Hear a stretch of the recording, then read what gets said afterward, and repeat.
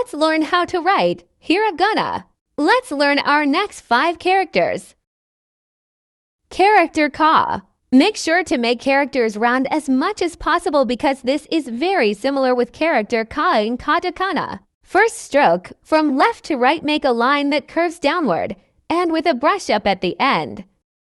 Second stroke, on the middle of the left side. Make a slanted line parallel to the downward line of the first stroke but shorter at the end. Third stroke is a small brush down on the side of the first stroke, similar to the O character.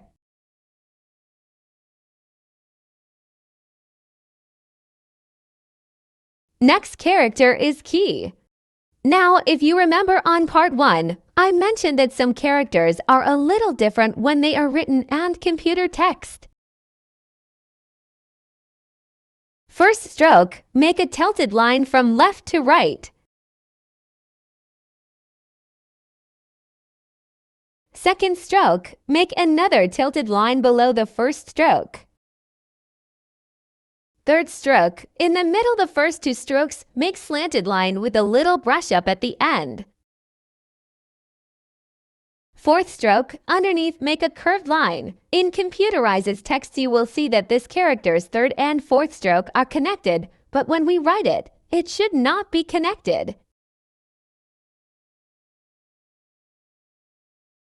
Next character is ku.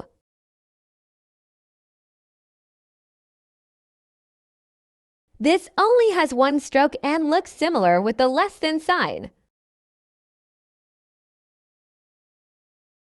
Next character is ka.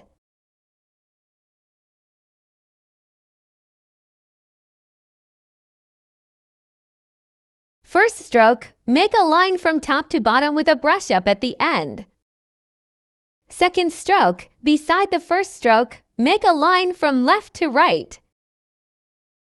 Third stroke, in the middle of the second stroke, make a line from top to bottom.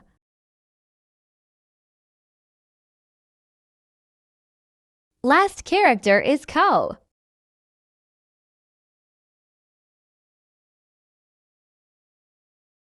First stroke, make a slightly curved line from left to right with a small side brush at the end. Second stroke, make a curved line below the first stroke. And there we have our second set of hiragana characters. Now let's write it using a pencil.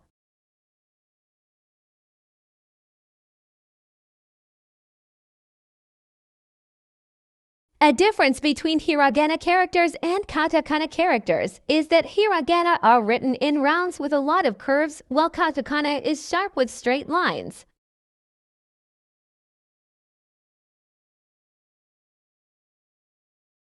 There are other more characters that looks differently when printed and written, so it's better to familiarize on readings, but make sure that you practice on how it is written. Make sure that the lines are tilted or slanted. Avoid making it look like a cross as it may be confused like a kanji character.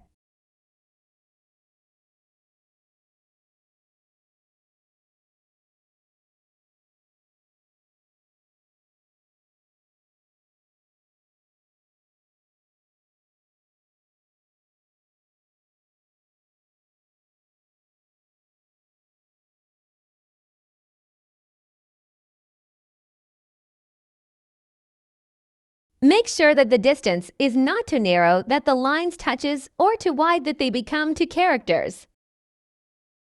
Brush up is not a small curve at the end but like a small sharp end.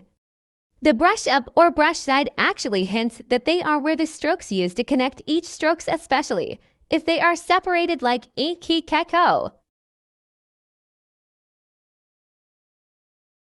When writing ko, some write without the brush at the side, and I guess that is okay as long as the lines are still slightly curved and does not look like an equal sign.